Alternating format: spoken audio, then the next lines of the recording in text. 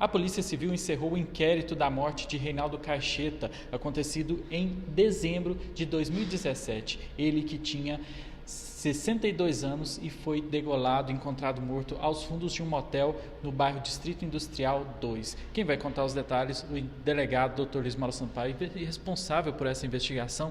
Dr. Luiz Mauro, conta pra gente como que foi a motivação desse crime, como que aconteceu e como vocês chegaram até esse autor.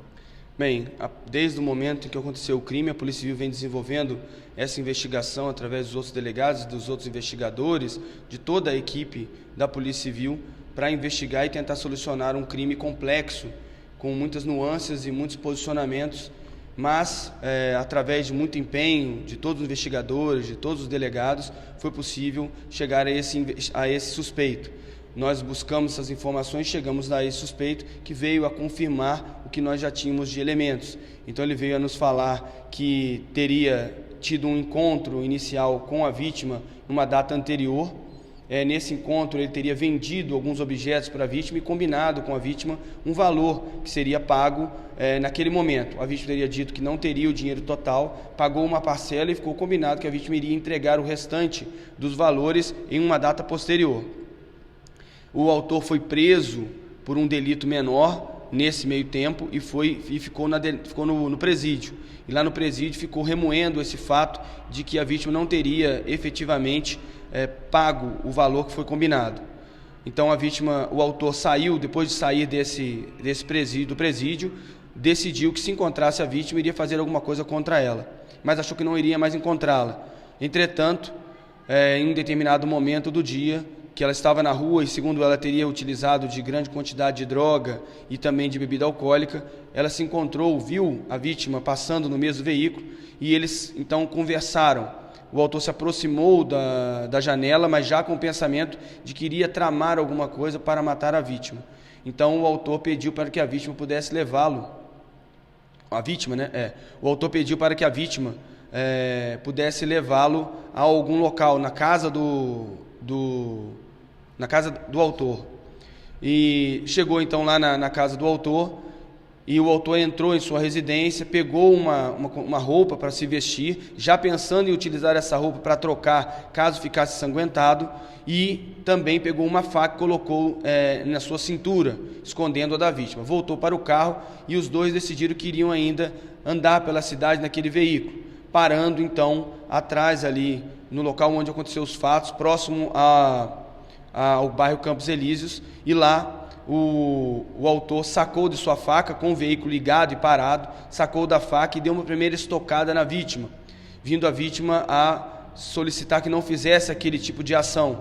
O autor então tirou a vítima do veículo, segurando a vítima com uma das mãos e com a outra mão empunhando a faca.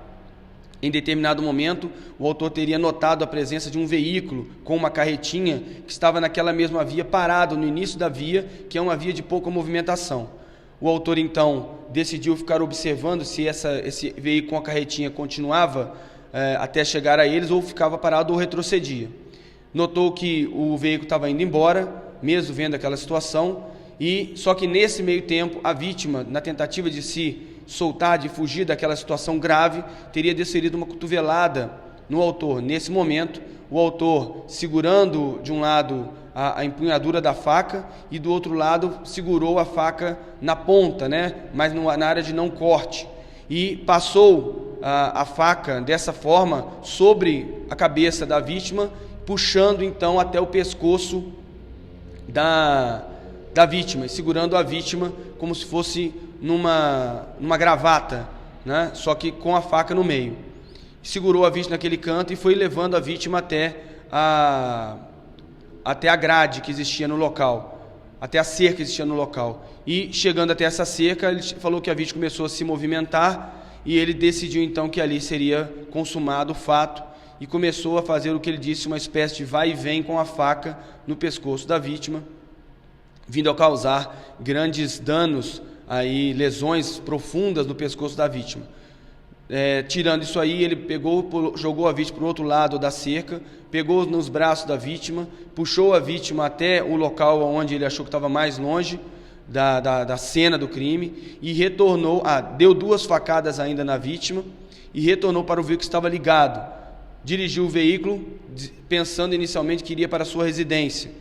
Como ele já tinha uma sacola e essa sacola já existia na sacola as roupas que ele se lembrou, ele então pegou essa sacola e decidiu que então queria ir para o motel. Foi até o motel, entrou dentro do quarto, trocou de roupa, tomou um banho, pegou uma fronha ou um pano, jogou álcool gel nesse pano, limpou o local, evitando ou tentando evitar que houvesse ali digitais, e esqueceu para trás um tênis preto, que ele esqueceu para trás, saindo em vez com o tênis que ele teria colocado para o posterior, ele saiu com o mesmo chinelo que ele já se encontrava, mas com a roupa nova. A roupa ensanguentada ele colocou dentro de uma sacola, que é aquelas sacolas que existem em motel para guardar objetos ou da própria fronha. Colocou essas roupas dentro dessa sacola e pulou o muro. Quando ele pulou o muro, segundo ele, essa sacola teria se rasgado e uma das peças caiu no chão. Ele, deixando essa peça no local, foi embora e não voltou mais à cena do crime. Ele agora vai responder pelo quê, né? Na época chegou até a cogitação do crime de latrocínio, né? Agora, o que ficou definido, né? O inquérito definiu o quê? O que ele pode responder? Bem, nós temos aí o inquérito em seu final, né? Nós temos uma visão nesse final que seria um crime de homicídio qualificado, triplamente qualificado. Com quais qualificadores? O motivo torpe, né? O que dificultou a defesa da vítima, e também o meio cruel que foi feito na situação dela. Bem, nós então temos esses 3 motivos, além da ocultação do cadáver e a questão da subtração do veículo, que vai ficar aí a cargo do Ministério Público em verificar se ele entende que isso se tornou uma situação de latrocínio ou, baseado no depoimento do próprio autor, que diz que a sua intenção era, desde o início, matar a vítima sem a subtração de algo, que ficou no crime de homicídio qualificado, triplamente qualificado, com ocultação de cadáver, mais a subtração desse objeto. Logicamente que isso aí vai desenrolar, pode desenrolar em outros elementos que vão estar a cargo aí do Poder Judiciário no conteúdo e na continuação das investigações. Nada foi levado a princípio? A princípio, nós temos aí algumas peças que não foram encontradas, mas não dá para se dizer categoricamente que elas foram subtraídas pelo autor.